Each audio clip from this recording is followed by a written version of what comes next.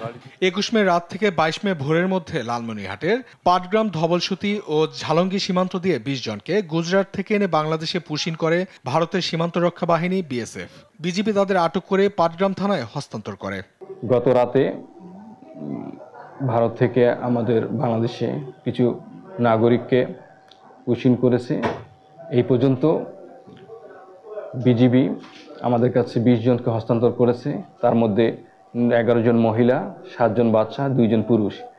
তাদের বাংলাদেশি নাগরিকত্ব যাচাই বাছাই চলছে। যাচাই বাছাই শেষে তাদেরকে তাদের পরিবারের কাছে ঊর্ধ্বতন কর্তৃপক্ষের নির্দেশক্রমে হস্তান্তর করা হবে। 22 মে ভোরে ফেনীর ছাগলনাইয়া ও ফুলগাছি সীমান্ত দিয়ে নারী শিশু সহ 39 জনকে পুশিন করে বিএসএফ। স্থানীয় বাসিন্দারা তাদের ধরে বিজিবির কাছে হস্তান্তর করে। খাগড়াছড়ি রামগড়া সীমান্ত দিয়ে একই পরিবারের 5 সদস্যকে 22 মে ভোরে ভারতীয় কর্তৃপক্ষ পুশিন করেন। বর্তমানে তারা বিজিপি ও পুলিশের জিম্মায় রয়েছে। ওই সিআইডি যে রাত ঘুম থেকে ডায় তুলিয়ে নিয়ে এসেছি। চল জন্ম কার্ড আছে সকালে। আপনারা কয়জন ছিলেন? আমরা এই 5 জন। কুমিল্লা সীমান্ত দিয়ে নারী শিশু সহ 52 জনকে পুশিন করেছে বিএসএফ। বিজিপি তাদের আটক করে স্থানীয় প্রশাসনের কাছে হস্তান্তর করেছে।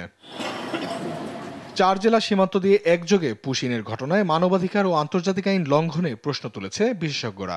সীমান্ত নিরাপত্তা ও প্রতিরোধমূলক পদক্ষেপ জোরদারে প্রশাসনের তৎপরতা জরুরি হয়ে উঠেছে। নিউজ ডেস্ক, দেশ টিভি।